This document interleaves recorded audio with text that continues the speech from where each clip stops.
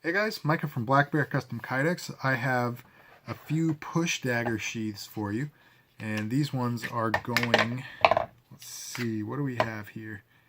We have Cold Steel Urban Edge, just a nice smaller push dagger. It's got serrated edges on both sides, definitely a self-defense knife, and a Cold Steel Safe Maker 2. And I think I've done 2 of these now. At least I definitely did one for a local customer, and I feel like I've done another one. But anyway, so we have these two. So the first one here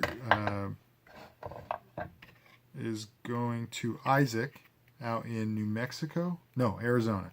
Isaac's out in Arizona, and he asked if I could do it on a regular holster clip. So you can see I've put this style clip on here. I think this is called a speed clip or tough clip or something like that, but it works really nicely. You can wear this inside the waistband or outside the waistband. It works either way. And let's check out the Safe Maker 2 in there. You can see I've molded, well, maybe you can't see,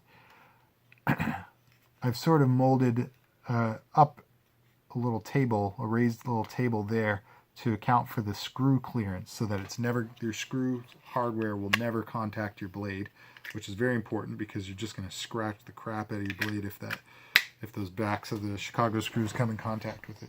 Well, let's check this out real quick. So if I wanted to carry this outside the waistband, it's a nice low profile. All right, shirt snag that rubber handle and we're flying. Got a nice low profile carry there. Should be able to conceal fairly well if you're wearing, anything other than really tight shirts, but you got a nice quick draw on that. And if you wanted to wear this inside the waistband, that is what the clip is technically designed for. So you would just drop the sheath itself inside your waistband and make sure that clip clears on the outside and grips over your belt. So there it is, concealed inside the waistband. Functions just the same.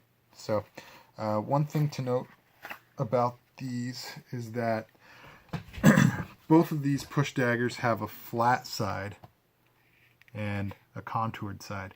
So the sheaths are going to be a one direction sheath. Even though the overall footprint of the knife is symmetrical, you can't turn it and put it in 180 degrees differently. So it really has to go in a specific way.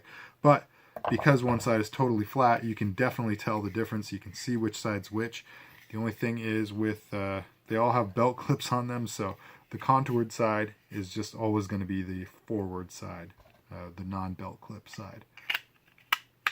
Alright, so you got a good click in. This thing is nice and secure, no rattle, no play. It's certainly not going to fall out on you. And then, for the most part, this is going to be the kind of knife that you're just going to rip out of the sheath.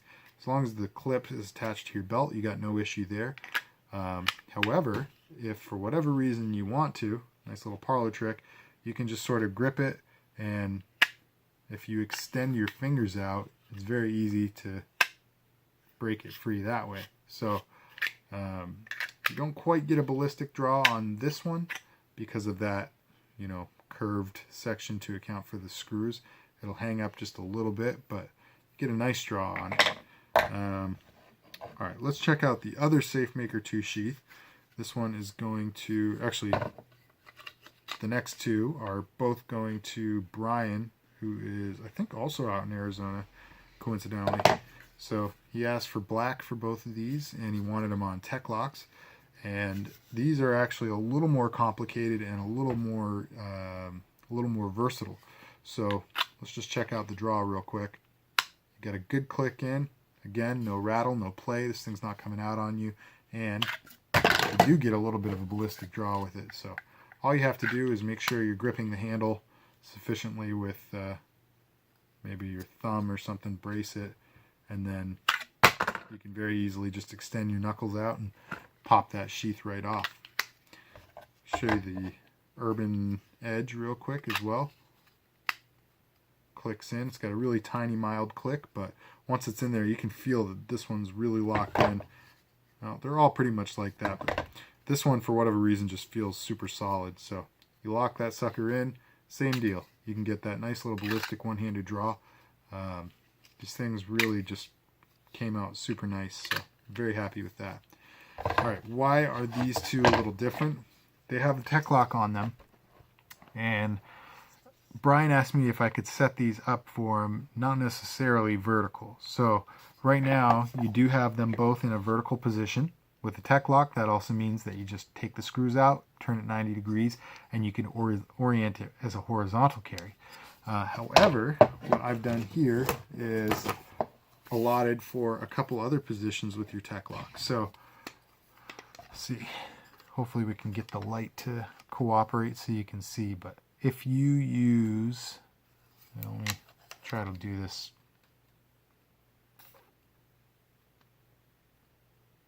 There we go. All right, so you can turn it and have it lined up roughly at that angle. You can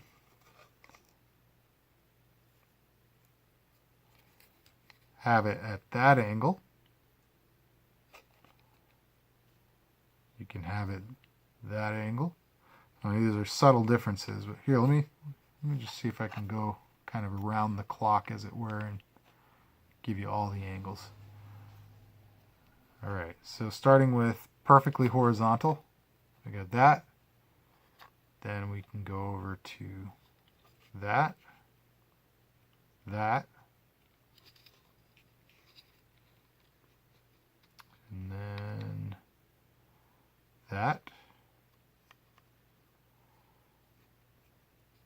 and that, and then obviously vertical. So you have, I think that was 6 positions total. Well, call it 1 position for the horizontal vertical, since it's the same, same thing with the tech lock. Just turn it 90 degrees, use the same holes and everything.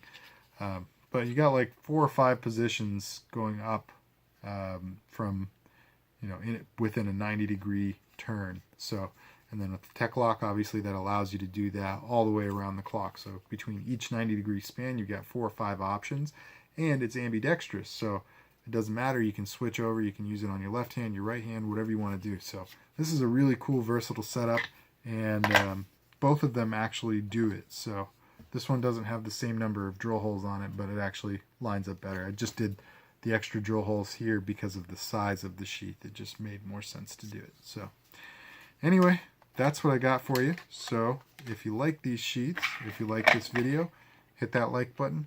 If you like my channel, subscribe. Comment down below. Let me know what you think of these things. I'd love to know your opinion on push daggers in general as a self-defense knife versus something like a regular pocket knife or a small fixed blade. Definitely know what you think of my work here with these sheaths. And share it with all your buddies. So thanks for tuning in, guys. Stick around for the next one. God bless.